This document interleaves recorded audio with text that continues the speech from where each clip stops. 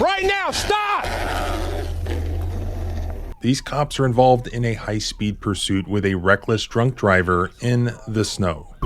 He's taking off on me. He's driving on the inside shoulder. He's all over the road. He's back in the median. I think he's going to try to turn around there. I think he's stuck. And then they find out that the driver is actually one of their fellow deputies. And we're going to need you out here. It's him. Stop right now, stop! Surely they didn't turn off their body cams, actively try not to obtain evidence against him, and give him a paid vacation, did they? He fell down, he smells like whiskey. Well, no discussion whatsoever. Yeah, on the way in there. Yeah. Come on, Zig. I know, dude. It's never fast.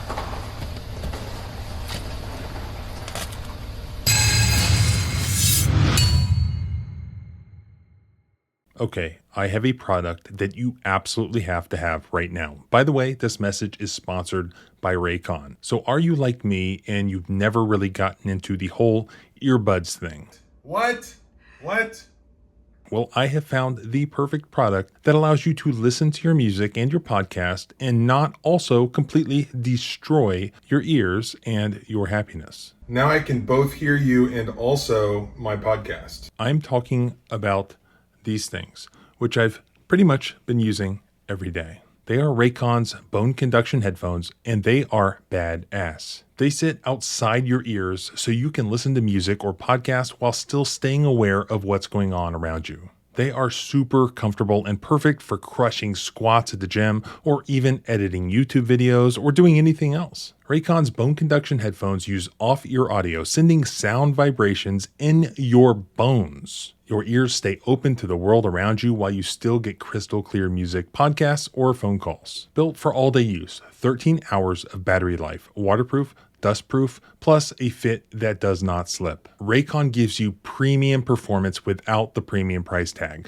Their quality rivals the big audio brands, but at half the cost. Go to buyraycon.com/civilrightslawyerbc to get 20% off site-wide. Thanks Raycon for sponsoring this video. Now let's get back to it. It was about 2 a.m. on December 15th in Macon County, Illinois. Deputies spotted a speeding truck traveling in excess of 80 miles per hour in extremely dangerous snowy conditions. They try to stop the truck, but it speeds away. Due to the snowy conditions, they temporarily cut off the pursuit. Then they found the vehicle again, still driving recklessly. Macon 36. I'm attempting a traffic stop on a pickup truck, 51 north of Schaefer. He is driving in the median ditch. The driver refuses to stop and instead flees, pulling into the snowy median.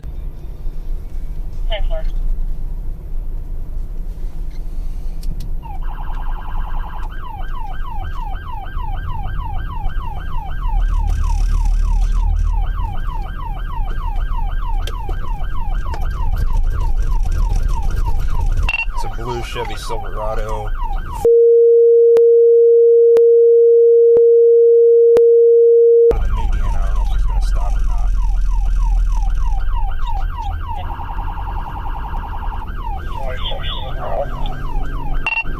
He's taking off on me. He's driving on the inside shoulder. He's all over the road.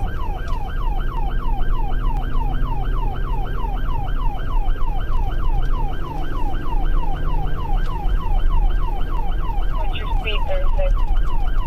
Right now I'm at 52 miles an hour.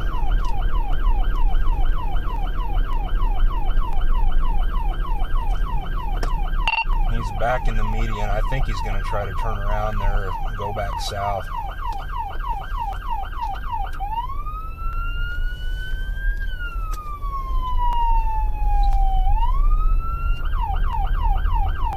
Careful road conditions. They're spotty. He's in the median again. I'm at 10 miles an hour. And then performing an illegal U-turn, speeding away in the opposite direction. The officer catches up to him, finding him stuck in the snow, once again in the median, trying to perform yet another illegal U-turn. I think he's stuck in the median. The officer is able to identify the driver as one of his co-workers, Deputy Andrew Ziegler. But despite being stuck, Ziegler is still refusing to stop. So the officer opens his door and he shouts at Ziegler to stop. But he once again speeds away, eluding his co-workers yet again. Chevy pickup. Command, we're going to need you out here. It's him. Stop! Right now! Stop! He's out of the median, just took off northbound. Officers then locate the truck a third time, this time stuck for good, once again in the median. So at this point, the officers know that this is one of their coworkers, one of their fellow deputies, Andrew Ziegler. They all know each other. One of the deputies calls out on a loudspeaker to open the door. But Ziegler does not do that. Instead, he continues to spin his tires to try to continue to flee. But fortunately, he is stuck for good this time. He's still trying to spin the tires. Andrew Ziegler, shut the truck off and open the door. If you try to run, the dog will leave. He will bite you. I'm out with him. We're Washington, half a mile west of 51. Andrew Ziegler, turn the truck off, open the door. There's your truck. Give it up.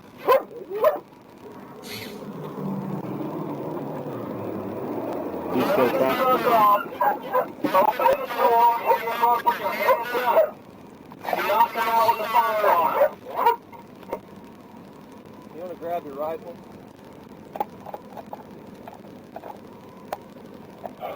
Lincoln 36, we didn't get an answer from the residents. Being 26, being out the other end. Turn the truck off, open the door, and come out. It's over. He's still trying to get out.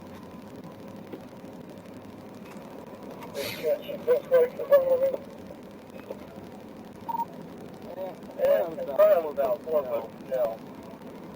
And I got Terminator we can talk about that tire. I would say he's not going to be. Turn the truck off and step out. Andrew Ziegler.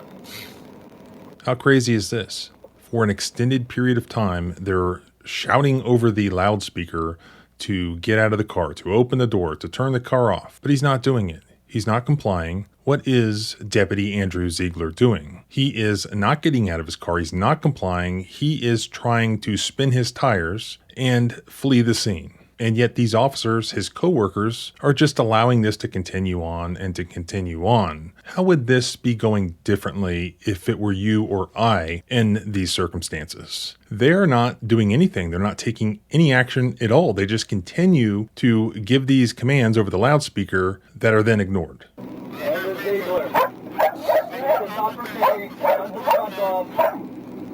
Open the door with your hands up and come back to it.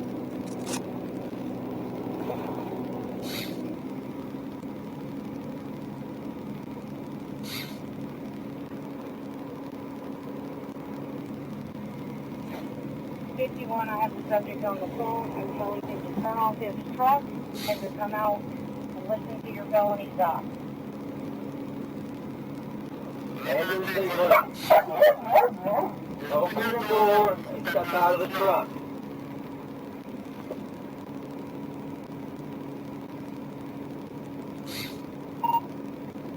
I copy. Turn off the truck. I haven't stepped out yet.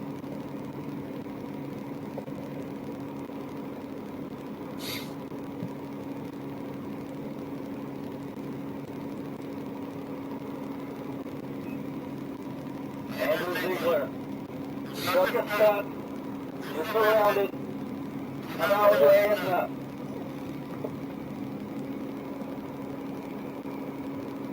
If it comes out whenever we do it, we'll have you focus on the cuffing. Full control. Sounds good. Then finally, they just call him on his cell phone because he's their employee, and they tell him that they are going to perform this felony stop, that he needs to follow instructions. They tell him once again over the loudspeaker to get out of the truck. Andrew Ziegler. Open your door and step out with your hands up. The Macon County Sheriff's Office. You're under arrest. Finally, he does. The door opens and Deputy Ziegler gets out of the car and puts his hands in the air. Step out. there needs to assist the kids getting out. Hands up! Hands up! Get away from us. Slowly walk back towards us. Keep your hands up. Hands up! I know, but we're not going to take the chance. We're intoxicated. Hands up, Ziegler! Again, keep your hands up. Slowly walk towards us. Hands up. Well, if you're not going to do anything, you should put your hands up and walk back to me. Well, put your hands up. Stay away from us and walk back. You know this. Come on, dude. Put your hands up and walk back to us. Yep, slowly. No, I get it. Don't fall. Hands up. Hands slowly up. come towards us. We're not going to play the Y game, okay? Put your hands up and walk towards us. And he's so obviously drunk, he can hardly walk, and he slips and falls to the ground on his way to the asphalt. Face away from us. Yep, just keep stepping back. Keep your hands up.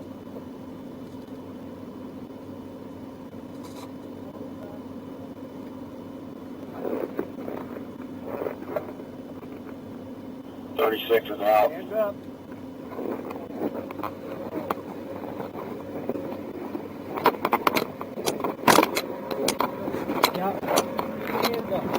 Hands up.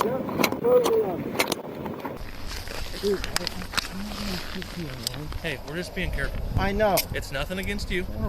I know. You know we got a job to do, all right? I do. All right. 494. 211. I know I gotta check. You know we gotta check. I do. 19 copies have Why? just hung up the phone. in there? No.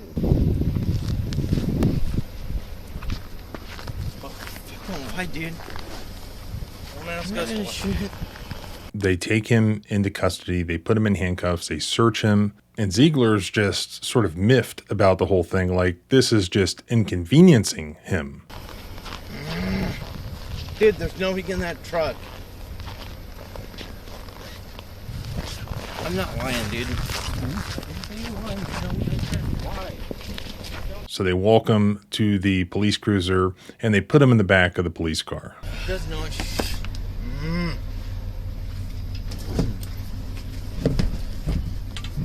Dude, there's nothing in here. I know there is.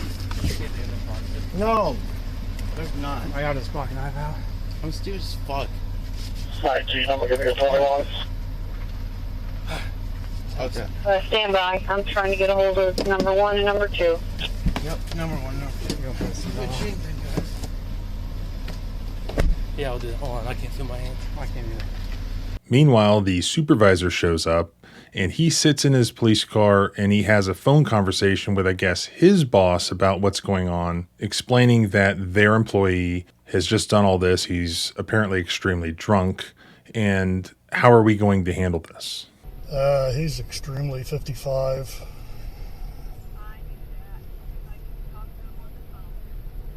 Do we want to try to get state to come out and take that?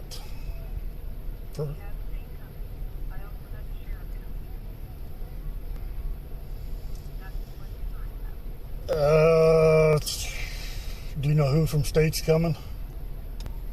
10-4, is there any way you can contact or make contact with them, give them my cell phone number, and have them give me a 21 as soon as possible?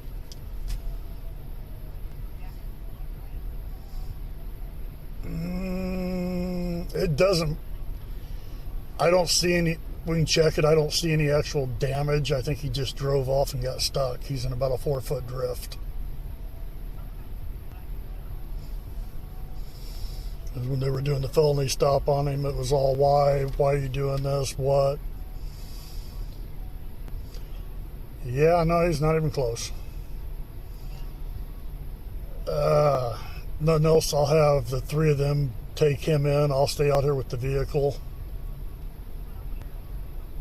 Well, either way, they're not going to be able to do fields out here. It's nothing but ice. So they can take him in there and put him in the DUI room or put him in an interview room until state can get there. And I'll do it once over on the truck again, but I don't see any apparent damage to it. Yep. All right.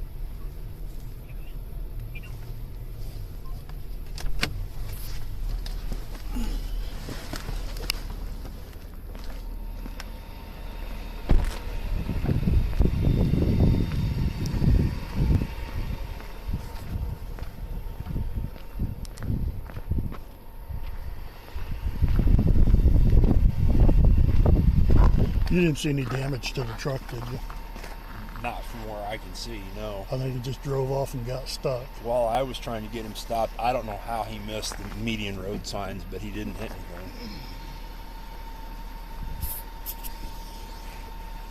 anything. Apparently number one's in 26. 26.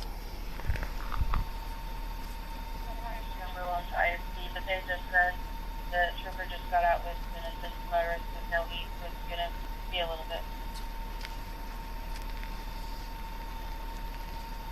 10-4. Hey Dustin, I'm over here. You want me to stop Richards or keep him coming? Keep them coming. Did you see any damage to the truck? No. I mean, other than...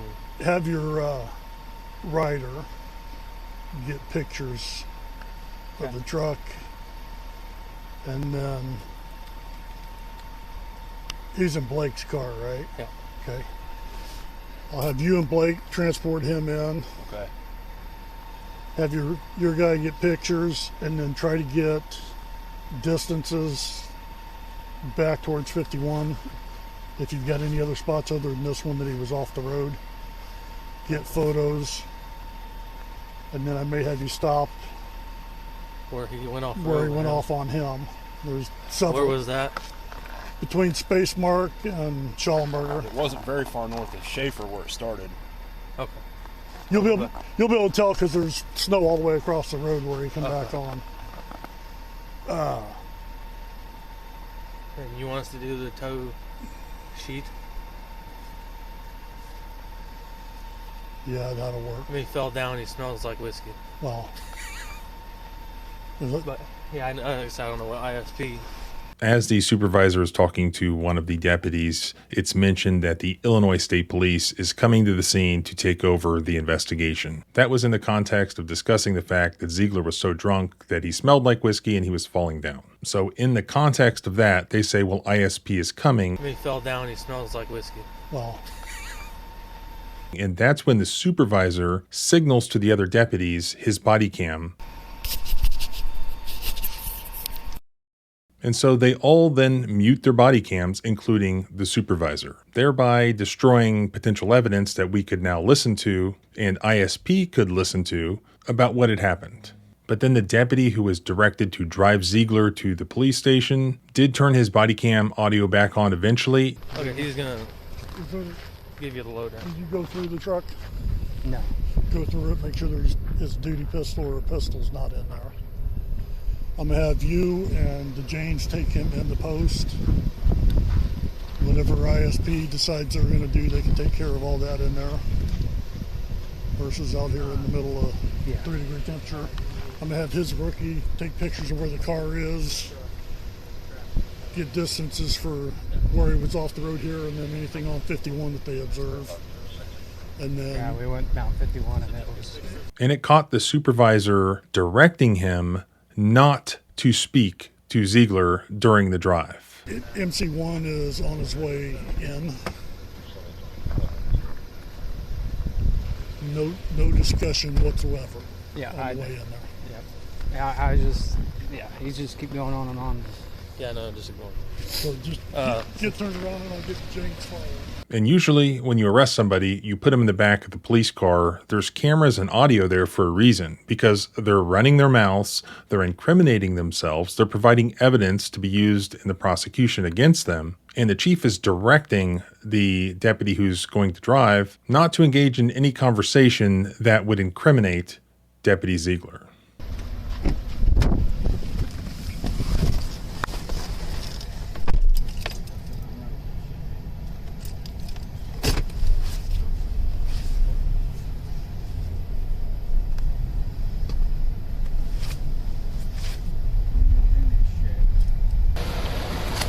assuming interview room.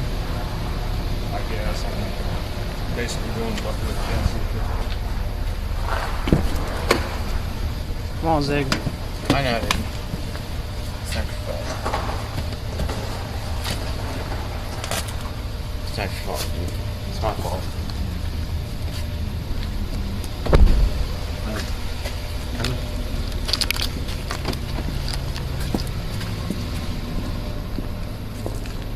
You don't have to do that. It's not your fault, guys. It's his fault.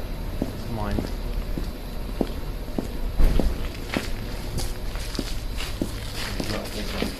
You don't. I know.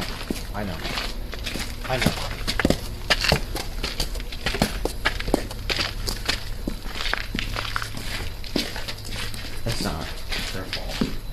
So this happened on December 15th of 2025. The next day, the sheriff of Macon County, Illinois, Jim Root, issued a press release about this incident. The press release states that Mr. Ziegler was ultimately charged by the Illinois State Police with driving under the influence, and that he was cited and released with a pending court date, which I looked up, and it's in February, so it has not happened yet. But the press release also states that Mr. Ziegler was immediately placed on paid administrative leave pending an internal investigation concerning his actions that evening and the resulting criminal and traffic charges. So there you have it. This guy is a deputy who fled from his own police department multiple times. They tried like 3 times to catch him. They finally did catch him. He refused to obey all these commands. How many videos do we watch where just very, very innocuous behavior gets charged as all sorts of serious stuff by the police? Obstruction and failure to obey commands and so on. How many commands did this deputy fail to obey?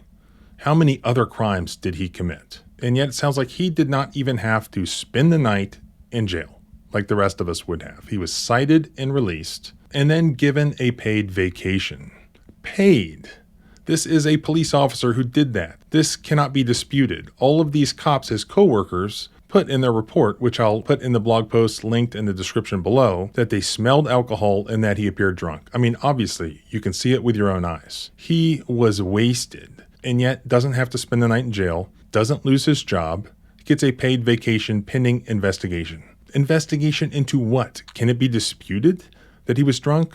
No, let me tell you what they're doing. They are giving his criminal defense attorney a chance to do something fabulous with the criminal charges, which is very easy to do when you represent a police officer in that courthouse, because they work hand in hand with the prosecutors. If the public is not watching what's happening, guess what? There's some sort of deferred adjudication. Something happens behind closed doors and boom, after it's no longer in the media and people have forgotten about it, it goes away. Next thing you know, he's rehired. He was paid the entire time, and he doesn't even end up with a DUI possibly like the rest of us would. I mean, even though he did way more and it was all on video. Make sure that this guy does not get back in the position of being able to pull you over, pull your family over, pull your parents over. After having done all of the things that he did, he cannot be trusted with that authority. And yet I can see this happening if you don't pay attention. So you can help by sharing this footage, by commenting, by liking the video. That will help in the algorithm and help place this video in front of as many eyes as possible. And if that happens, there will be accountability. I assure you, if enough people see this footage and what this guy did, if enough people don't see it, it'll go away like the other ones. And he'll pop up again with a badge and a gun. If not here, then somewhere else. Again, you can help by commenting, so let me know in a comment what you think. If I hear anything else, I'll update, and you can follow along by subscribing both here and at the blog at thecivilrightslawyer.com. You can follow me on X at JohnBryanESQ. Remember, our rights don't end where your fear begins. Freedom is scary. Deal with it.